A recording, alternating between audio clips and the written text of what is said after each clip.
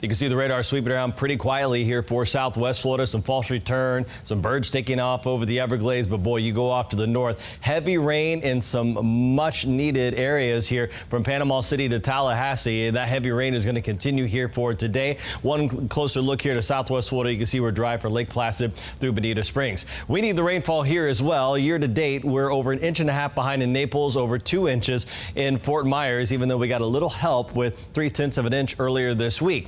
Very warm, very humid out like the last couple of mornings, but the fog is right here along the coastline on some of our busier roadways where we've got visibility less than 2 miles from Fort Myers to Punta Gorda. And you can see our temperatures 72 in Fort Myers, 72 Naples, in the upper 60s towards the lake. We're within a degree or two of where we were this time yesterday. And just like yesterday afternoon, the winds are going to pick up 15 miles per hour in the afternoon. And once they're there, we're going to see those gusts respond as well, back over 20 miles per hour after we get through noontime. Your forecast for today: 88. It's what we hit yesterday afternoon. Sunset time coming up at 6:34. The cold front is going to get a little nudge to the south, and you can see another stationary front through the Midwest, dumping some snow from Oklahoma all the way back towards Chicago and Indianapolis here early. Our attention goes to the cold front that is going to come slamming through southwest Florida tomorrow between noon and 4. You can see it on the forecast model staying north here today. We're going to be hot and breezy. We're going to stop this at noon tomorrow.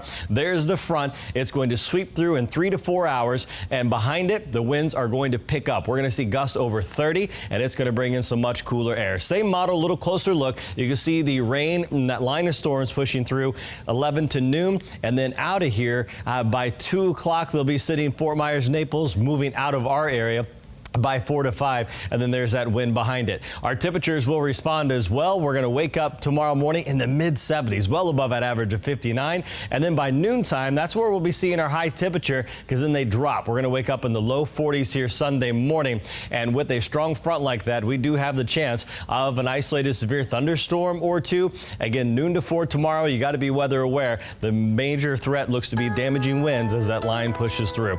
We will see another chance of rain here Tuesday and Wednesday of next week, so that's kind of the silver lining. We have a couple of shots here to put a dent in our drought situation.